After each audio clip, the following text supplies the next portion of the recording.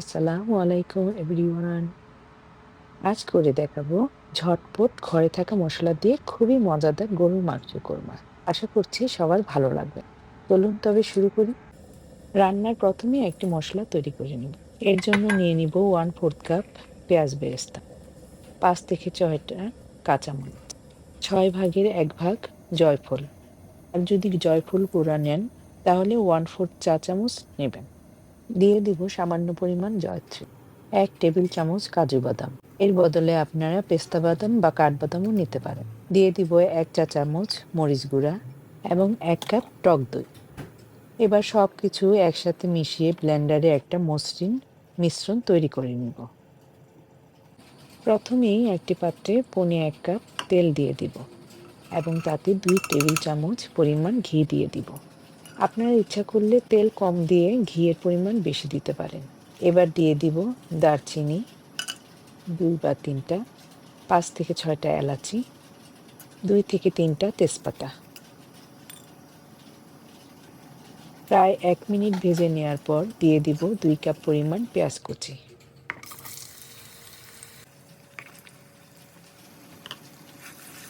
দিয়ে দিব স্বাদ অনুযায়ী লবণ।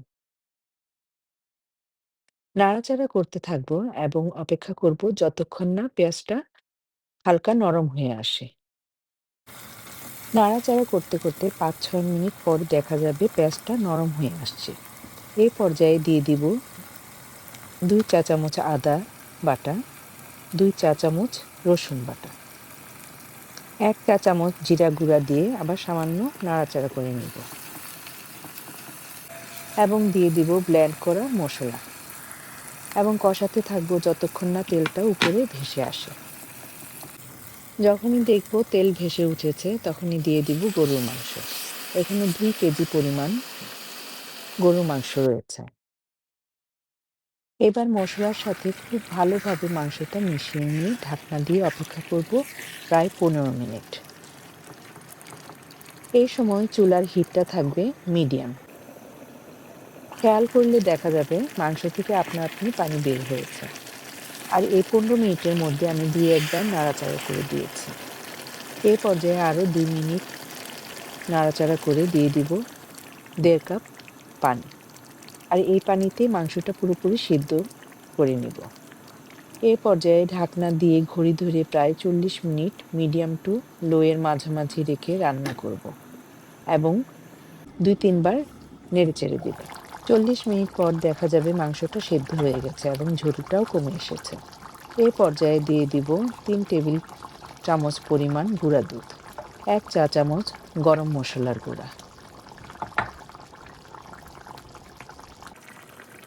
1 টেবিল চামচ লেবুর রস, 1 চা চামচ ব্রাউন সুগার। আপনি রেগুলার সুগারও ইউজ করতে পারেন। দিয়ে দিব 1 চা চামচ গোলাপ জল ও 1 চা চামচ কেওড়া জল। আবার নেড়েচেড়ে ঢাকনা দিয়ে অপেক্ষা করব 7 থেকে 8 মিনিট। আর এরই মধ্যে অ্যাড করা মশলা মাংসের মধ্যে ঢুকে যাবে এবং আরও কিছুটা ঘন হয়ে আসবে ও তেলটা উপরে উঠে আসবে। আমাদের রান্নাটা অলমোস্ট শেষের দিকে। আমি কাঁচামরিচ ইউজ করিনি, আপনি ইচ্ছা করলে 4-5টা কাঁচামরিচও ইউজ করতে পারেন। তৈরি হয়ে গেল আমার গরুর মাংসের কোরমা। এটা খেতে খুবই মজার হয়ে থাকে। আপনারা যখন তৈরি করবেন তখনই বুঝতে পারবেন। সহজভাবে দেখানোর চেষ্টা করেছি। রান্না তো সহজই হওয়া যায়। আশা করছি রেসিপিটি ভালো লেগেছে। সহজ নিয়মে একবার হলেও গরুর মাংসের কোরমাটা রান্না করুন ও পরিবারের সাথে শেয়ার করুন। ভালো থাকুন, সুস্থ থাকুন। আমাদের জন্য দোয়া করবেন। আল্লাহ হাফেজ।